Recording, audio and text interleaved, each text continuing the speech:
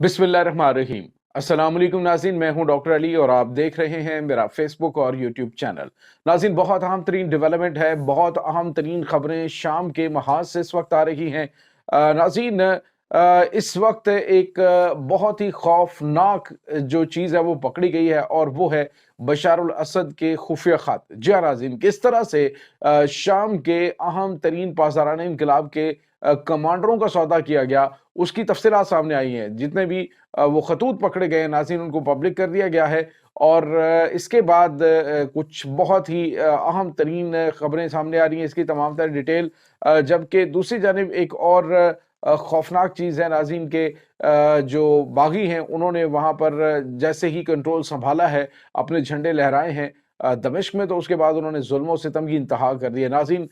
इस वक्त जो जिसके पास भी सैयद हसन नसरुल्लाह या फिर जनरल कासिम सुलेमानी की तस्वीर नजर आती है, उनको कत्ल कर दिया जाता है। दूसरी जानिब नाज़रीन, जो सबसे अफसोसनाक चीज़ है, शाम के सबसे आला और बल्कि यूँ कह लीजिए आलमी सतह के एक बड़े साइंसदान को बागियों ने कत्ल कर दिया। नाज़रीन, ये क्यों किया गया, इसकी तमाम तर डिटेल और इसके अलावा जो ताज़ा तरीन सूरत हाल है वो आपके साथ शेयर करेंगे। नाज़रीन, पारा चनार के हवाले से कुछ तशवीशनाक खबरें आ रही हैं, वो आपके साथ हम शेयर करने वाले हैं आज के इस व्लॉग में। वीडियो की तफसील में जाने से पहले अगर आपने हमारे चैनल को सब्सक्राइब नहीं किया हुआ तो आपसे गुजारिश है काइंडली इसको सब्सक्राइब कर लें और बेल आइकन को ज़रूर दबा दें ताकि हमारी आने वाली वीडियोस सबसे पहले आप तक पहुंच सके। नाज़रीन, हम आपके शुक्रगुजार हैं जो आप हमारे व्लॉग्स को देखने के लिए वक्त निकालते हैं और कमेंट सेक्शन में अपनी मोहब्बतों का इजहार भी करते हैं। नाज़रीन, इस वक्त सूरत हाल काफ़ी ज़्यादा ख़राब हो रही है। मिडल ईस्ट के अंदर ख़ास तौर पे जो शाम का महाज़ है, जब से वहाँ पे कब्ज़ा हुआ है दहशतगर्दों का, जब से वहाँ पे उनकी हुकूमत हुई है, आप देखिए ज़रा नाज़रीन कि एक तरफ तो दाइश ने उनके सर की कीमत जो है वो जलाने की $10 मिलियन रखी हुई है, जबकि दूसरी जानिब उनकी हुकूमतें जो हैं, उनके साथ फौरी तौर पे ताल्लुकात बहाल करने की बात कर रही हैं। आप अंदाज़ा लगाइए नाज़रीन के इसराइल ने कहा है, कल एक मैसेज दिया है बिल्कुल वाज़ेह तौर पे नेतन्याहू ने, उसने कहा जी कि हम शाम की नई हुकूमत के साथ काम करने के लिए तैयार हैं, लेकिन अगर ईरान को यहाँ पे लाने की कोशिश की या फिर दीगर को मामलात करने की कोशिश की, तो याद रखो कि तुम्हारा बशार अल असद से बुरा अंजाम करेंगे। नाज़रीन, ये है बदमाशी, ये है वो चीज़ जो इसराइल चाह रहा था। पिछले 50 साल से उनको ये ज़रूरत नहीं थी कि हम ये कर देंगे तो वो कर देंगे। अब चूँकि उनकी एक टेरिटरी बन चुकी है और अब उन्होंने दमिश्क तक पहुंचकर मैसेज दे दिया है जुलानी को कि हम तुम्हारे सर पे खड़े हैं। अमेरिका ने क्या कहा है कि जी बड़ी अच्छी बात है, रजीम चेंज हुई है, लेकिन अब हमें इन खतरात को भी मद्देनजर रखना चाहिए कि किसी वक्त भी दाइश और अलकायदा अपनी आई पे आ सकते हैं, इसलिए इसका कला कमा करना, इन पे नजर रखना भी बड़ा जरूरी है। लेकिन नाज़रीन, मैंने आपको बताया था कि कुछ ही टाइम के बाद जुलानी को मार दिया जाएगा, जुलानी को रास्ते से हटा दिया जाएगा अमेरिका की जानिब से, ये कह के कि हमारे पास इंटेलिजेंस इत्तलात थी कि ये बहुत बड़ा हमला इसराइल के ऊपर करने जा रहे थे, ये करने जा रहे थे, वो करने जा रहे थे। अदरवाइज अमेरिका की वो कठपुतलियां और इसराइल की कठपुतलियां, इसराइल के कहने पे तो सारा कुछ हुआ है और आज कुछ लोग जो है वो अभी अकबरनान देश ये कह रहे हैं कि जी वो तो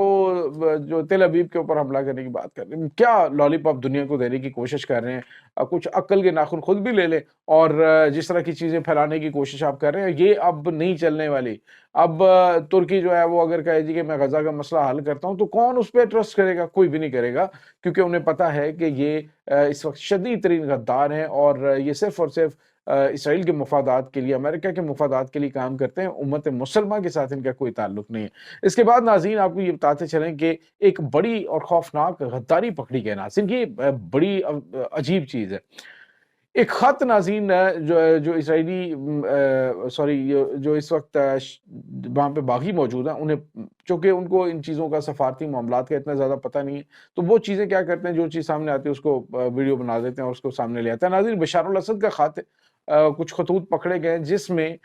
वो राबता किनके साथ कह रहे हैं, अरब अमारात है, सऊदी अरेबिया, उनके नाम के लिखे हुए खत है जिसमें पासदारान इनकलाब जो हैं उनके साथ जो है उनकी जो लोकेशंस हैं कमांडरों की, वो उसमें निशानदही की गई है। और नाज़रीन, उसके बाद आपको पता है कि जितने भी कमांडर शाम के अंदर मारे गए हैं, तो इंटेलिजेंस इत्तलात तो कही जाती थी कि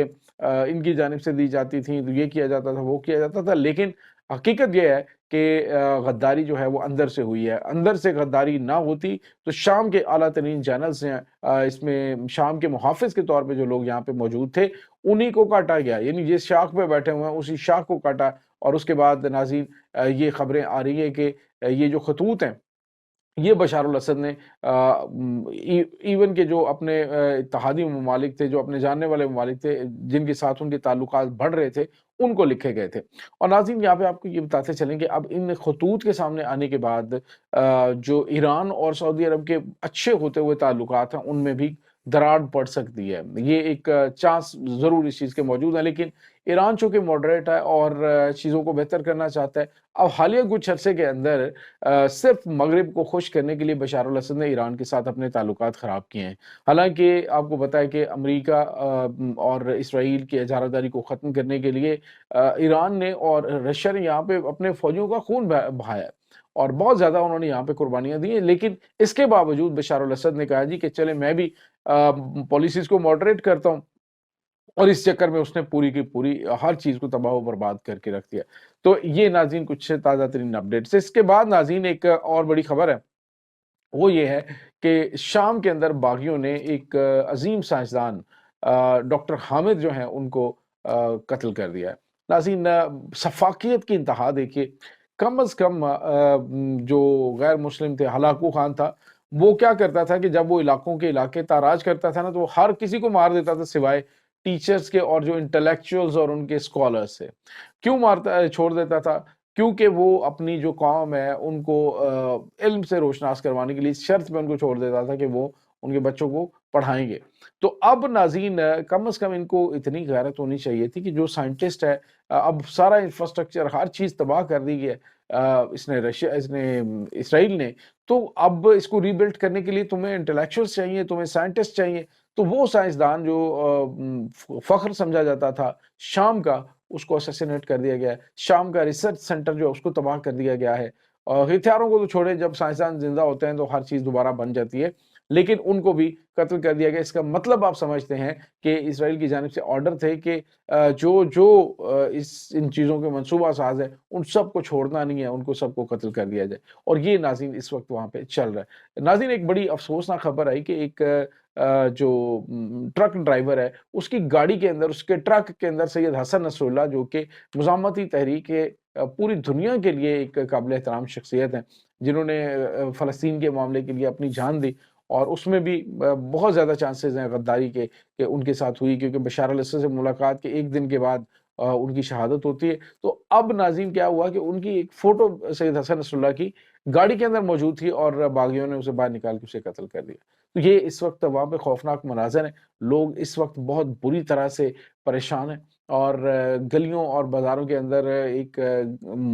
یوں کہہ لیجئے کہ مختلف گروہ جو ہیں، مختلف گروپس جو ہیں، وہ الال اعلان دن دراتے پھر رہے ہیں، اور کہیں پہ کوئی رٹ نہیں ہے، کوئی معاملات نہیں ہے، جس کو دل چاہتا ہے وہ اس کو قتل کر دیتا ہے، جس کو 4 پیسے دیے فلانے کو مار دو، مار دیا جاتا ہے۔ تو یہ ناظرین اس وقت سچویشن وہاں پہ چل رہی ہے۔ ناظرین یہاں پہ آپ کو یہ بتاتے چلیں کہ اس وقت پاکستان کا اہم ترین صوبہ KPK، وہاں پہ ضلع کرم میں پارا چنار کے حالات بھی کافی زیادہ تشویشناک ہیں۔ کل ایک ویڈیو سامنے آئی تھی جس میں افغانستان سے خوارج جو ہیں وہاں پہ حملہ کرنے اور وہاں سے بہت بڑی تعداد میں اسلحہ سپلائی کرتے ہوئے دکھائی دیے۔ پہلے تو ناظرین وہاں پہ جو امن جرگہ ہے، پشتون امن جرگہ ہے، ان کی کامیاب کوششیں کی جا رہی ہیں۔ ابھی 2 دن پہلے میں بڑا خوبصورت منظر دیکھ رہا تھا، اس طرح کے مناظر ہونے چاہیے۔ مفتی کفایت اللہ وہاں پہ گئے ہیں یہ بات چیت کرنے کے لیے، اور وہاں پہ حسینیہ امام بارگاہ وہاں پہ کیا ہوا کہ مفتی کفایت اللہ، اب دیکھیں خوبصورتی کیا ہے جس کی ہم بات کرتے ہیں کہ یہ ہونی چاہیے۔ مفتی کفایت اللہ جماعت بڑھا رہے ہیں، اور جتنے بھی اہل تشیع کمیونٹی ہے وہ پیچھے کھڑے نماز پڑھ رہے ہیں ان کی اقتداء کے اندر،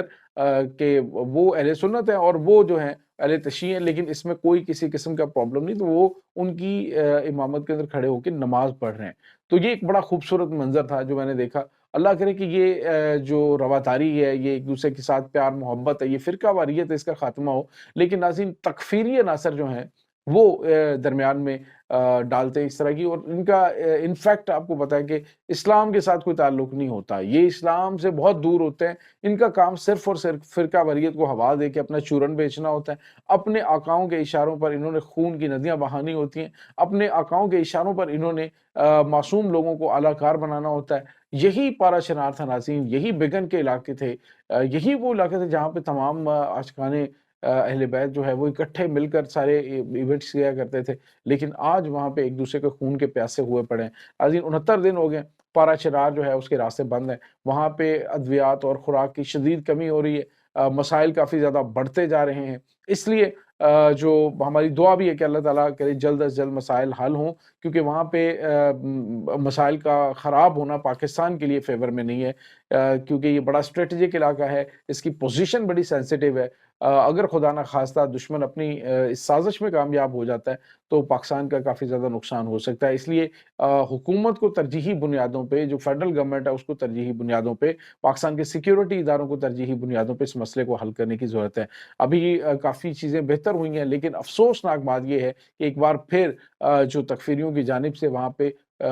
خون کی ندیاں بہانے کی بات کی جا رہی ہے، اس طرح سے وہاں پہ بیہیو کیا جا رہا ہے جیسے یہ پاکستان کا حصہ نہیں ہے۔ تو خدارا اس طرح نہ کریں، حالات کو بہتر کرنے کے لیے اپنا کردار ادا کریں۔ اس تمام صورتحال کے بارے میں آپ کا کیا کہنا ہے؟ کمنٹ سیکشن میں اپنے خیالات کا اظہار ضرور کیجیے گا۔ انشاءاللہ بہت جلد ملتے ہیں ایک نئی ویڈیو میں، تب تک کے لیے اپنا بہت سارا خیال رکھیے گا۔